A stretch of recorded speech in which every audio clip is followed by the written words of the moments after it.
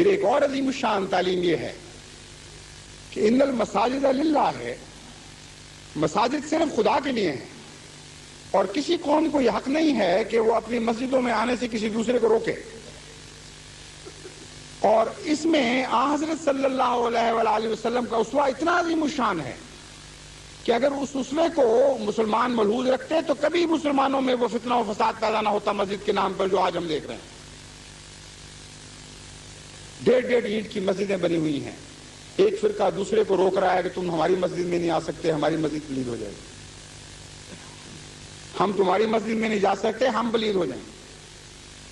پتہ نہیں یہ دین کہاں سے لیا، کس سے سیکھا، کس کا اسوہ ہے؟ مجھے تو اپنے آقا و مولا محمد مصطفیٰ کا اسوہ اس سے بالکل جدا نظر آتا ہے۔ حضرت صلی اللہ علیہ وآلہ وسلم کی مسجد سے بڑھ کر بھی کوئی مسجد پاک ہو سکتی تھی، لیکن نجران کے عیسائی وفد کو آپ نے خود اپنی مسجد میں نماز پڑھنے کی اجازت دی، دعوت دی۔ ایک روایت میں آتا ہے کہ وہ مذہبی گفتگو کے لیے آئے ہوئے تھے، جب اٹھ کر جانے لگے تو حضرت صلی اللہ علیہ وآلہ وسلم نے پوچھا کہاں چلے ہو؟ تو انہوں نے عرض کیا کہ ہم نماز کا وقت ہو گیا، نماز پڑھنے جا رہے ہیں۔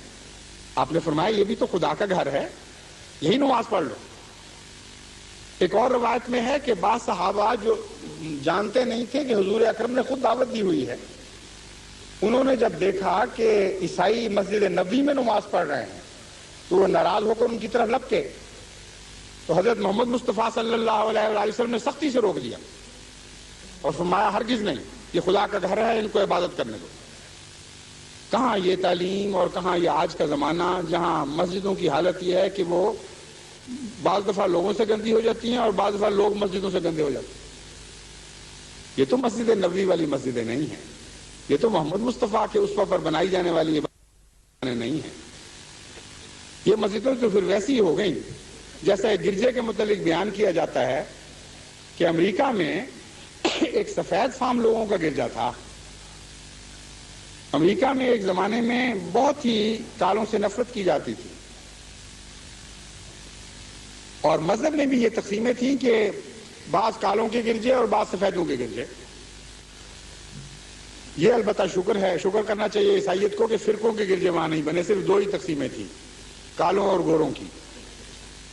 تو بیان کیا جاتا ہے کہ ایک کالا بیچارہ ایک گرجے میں داخل ہونے لگا تو بڑی سختی سے دھکا دے کے اس کو نکال دیا گیا کہ یہ تو سفیدوں کا گرجا ہے، تم یہاں کس طرح داخل ہوتے ہو؟ اور اس بیچارے کے دل کو اتنا صدمہ پہنچا کہ وہیں سیڑھیوں پر پڑا رہا اور ساری رات روتا رہا۔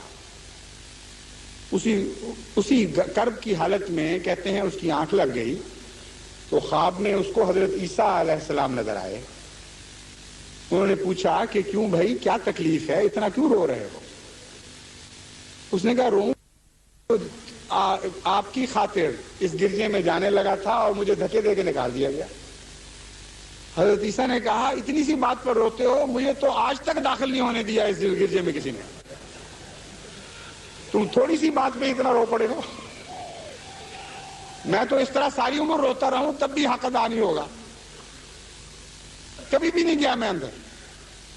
تو وہ مسجدیں جو خدا کی نہیں رہتی، وہ گرجے جو خدا کی نہیں رہا کرتے، وہاں سے اگر بندوں کو روکا جاتا ہے تو یقین جانے کہ خدا بھی ان میں داخل نہیں ہوا کرتا۔